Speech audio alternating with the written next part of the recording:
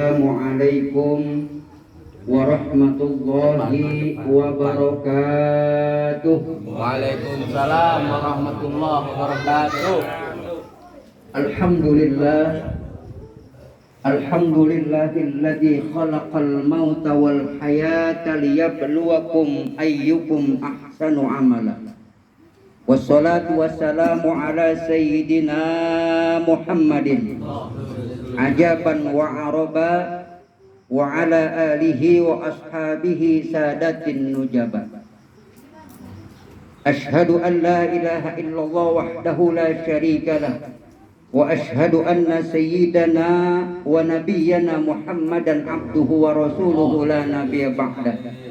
Allahumma salli wa sallim wa barik ala hadan nabil karim imamil anbiya wal mursalin wa ala alihi wa ashabihi ajma'in.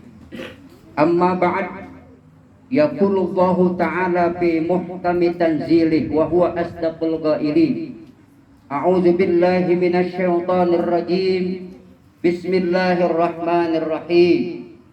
Wa ma tadri nafsum madza taksibu ghadan wa ma tadri nafsum bi ayyi ardin tamut.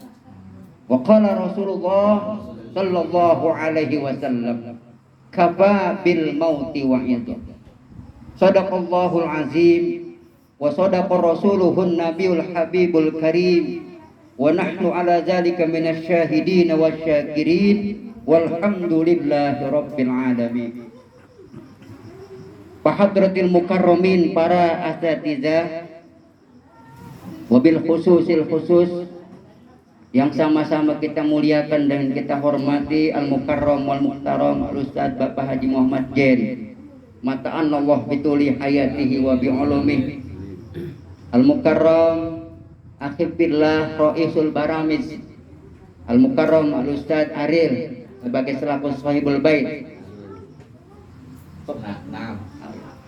Yang saya hormati para asatijah lainnya, yang mohon maaf barangkali tidak kami sebutkan satu persatu, namun tidak mengurangi rasa mahabbah dan cinta kami kepada mereka-mereka. Yang kami hormati Bapak Haji Muhammad Syukur selaku tokoh masyarakat di kampung saya, Kampung Pedurenan, Kelurahan Rawatrate, RT 1 RW 6. Kemudian malam ini Pak, Bapak RW mohon pamit izin tidak bisa hadir karena beliau dalam rangka tugas. Sebenarnya beliau juga diharapkan untuk hadir. Kemudian yang tidak lupa saya hormati Sohibul Musibah, Bapak Ferry sekeluarga. Iya, itu Bapak Ferry ya Pak. Alhamdulillah, mudah-mudahan sehat Pak Ferry ya.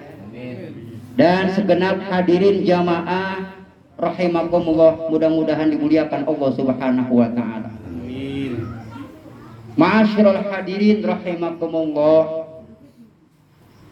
Pada malam hari ini kita berkumpul di tempat kediaman almarhumah almaghfurlah Ibu Dewi Ikraini binti Luqmanul Hakim yang telah dipanggil oleh Allah Subhanahu wa taala seminggu yang lalu. Kita doakan mudah-mudahan almarhumah tersebut Allah ampuni segala dosa-dosanya. Allah terima amal solehnya dan Allah angkat derajatnya. Allah jadikan kuburnya raudhah min riyadil jannah, taman daripada taman-taman surga. Dan kita yang masih hidup, mudah-mudahan kita disehatkan oleh Allah Subhanahu wa taala. Diberkahkan kehidupan kita dan rumah tangga kita. Amin ya robbal alamin.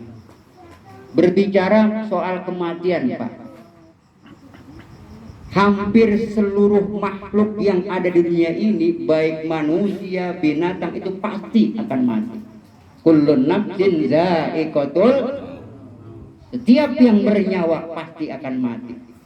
Cuman kita tinggal nunggu giliran Pak. Kalau yang namanya mati itu hak prerogatif Allah ya, tidak mengenal usia. Ada orang bertanya, berapa sih usia orang itu? Tidak.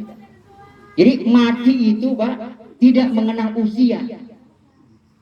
Seperti kayak zaman dulu Pak di sini atau di kampung saya dulu, ya, yang namanya mati itu Pak seperti pohon mangga.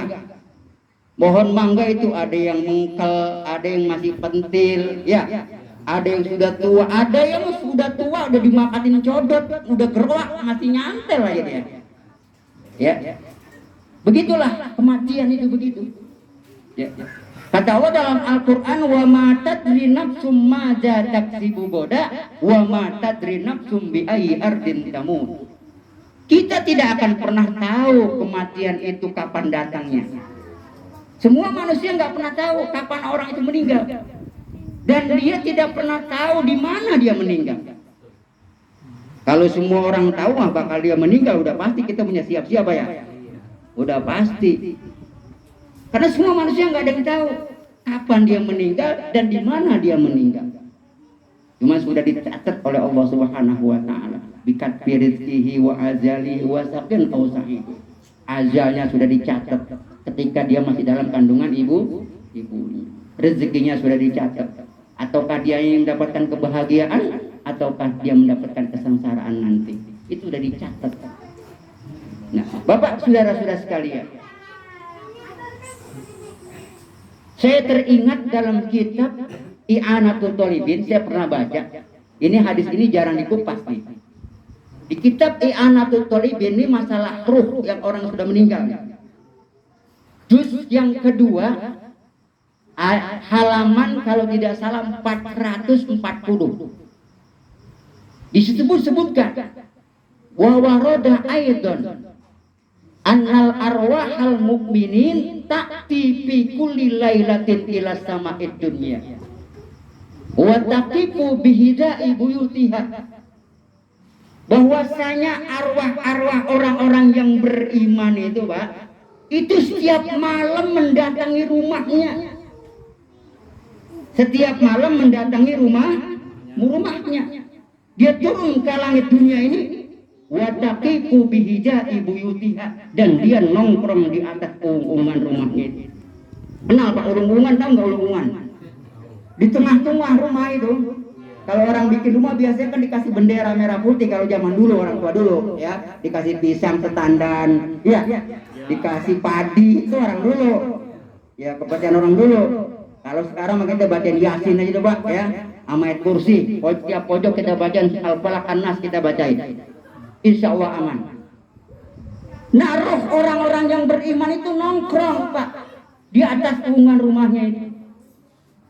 Wa yunadi kullu wahidin minha. Setiap roh yang beriman itu memanggil bisautin hadijin, dengan suara yang sangat menggelegar. Suara yang sangat kencang. Kalau orang suara kencang kayak apa? Mengking ya? Mengking suaranya. Saking kencangnya Pak. Berapa kali? Alfa marrah, 1000 kali dia panggil. Jadi orang-orang yang beriman yang sudah meninggal di makbarah, di kuburan, itu tiap malam datengin rumahnya. Dan dia berhenti nongkrong di tengah-tengah rumahnya, memanggil-manggil dengan suara yang sangat menggelegar, suara yang sangat kencang. Berapa kali? 1000 kali. 1000? Lah kalau kita yang masih hidup di keluarga, kalau dengar panggilan kira-kira gimana? Di tengah di tengah-tengah atas rumah ada yang manggil-manggil dengan suara kencang, kira-kira yang masih hidup gimana? Lari nggak kira-kira? Meriang. Hibrid kalau kata orang Betawi ya.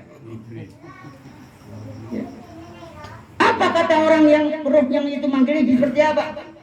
Ya waladi, hai anak-anakku. Ini almarhumah punya anak ya? Punya anak berapa ibu anaknya?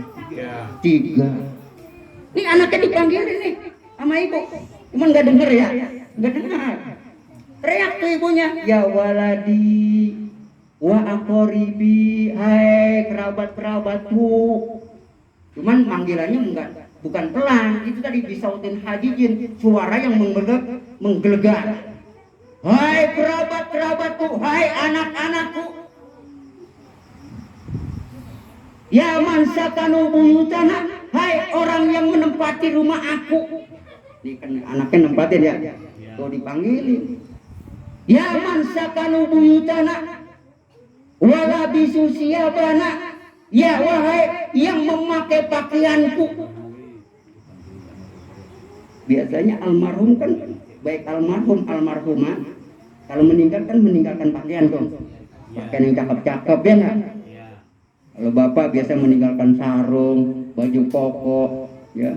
Apalagi kalau Pak Haji ukur tuh, pokoknya cakep banget ya Allah. Ya, itu biasanya keluarganya berebutan tuh.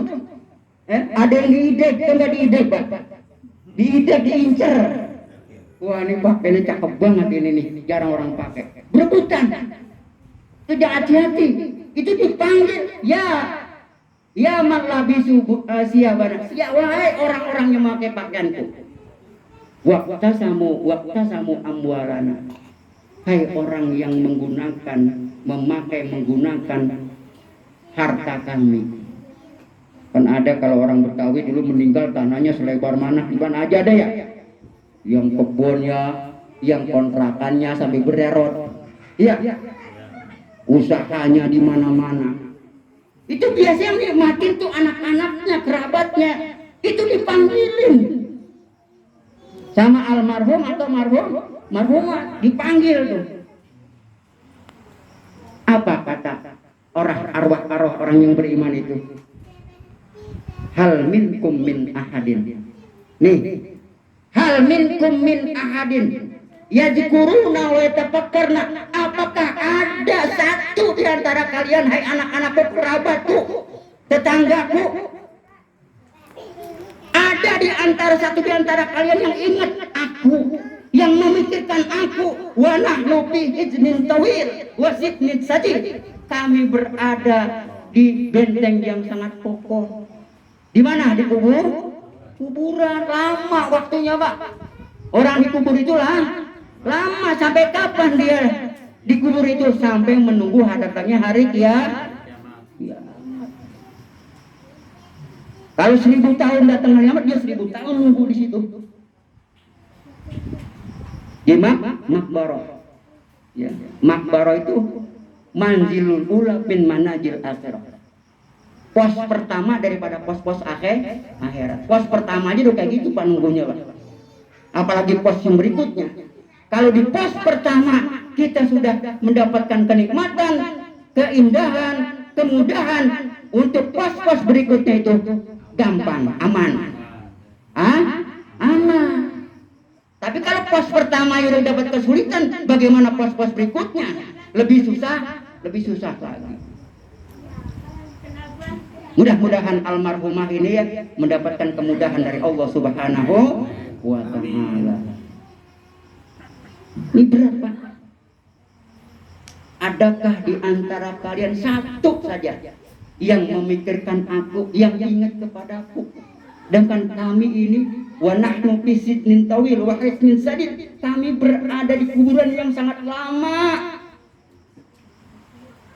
di satu benteng yang sangat kokoh. Nggak ada orang yang bisa masuk ke dalam. Siapa yang mau masuk ke dalam kubur? Nggak ada yang bisa Pak. Barhamuna, kasihanilah aku. Kasihanilah aku. Yarhamukumullah. Mudah Allah Subhanahu wa Ta'ala menyayangi. Fala tabkhulu alaina. Jangan kamu pelit kepadaku. Nih kata orang-orang yang beriman rohnya. Jangan kamu pelit. Nah, jangan kamu pelit hai kerabatku. Itu hartaku banyak. Sedekahkan buat aku. Benar nggak gitu? Lah kalau zaman sekarang kan orang meninggal hartanya peninggalan banyak Pak. Anaknya tinggal ngabis-ngabisin dah. Ya, di sono ukur, di sebelah sono diukur, habis dah. Ya. Tapi mudah-mudahan ya anak-anak almarhum ini mudah-mudahan orang-orang yang soleh dan soleh. Harta ibunya kalau memang ada, sedekahkan. Kalau perlu tiap Jumat Pak, niatkan sedekah untuk almarhum.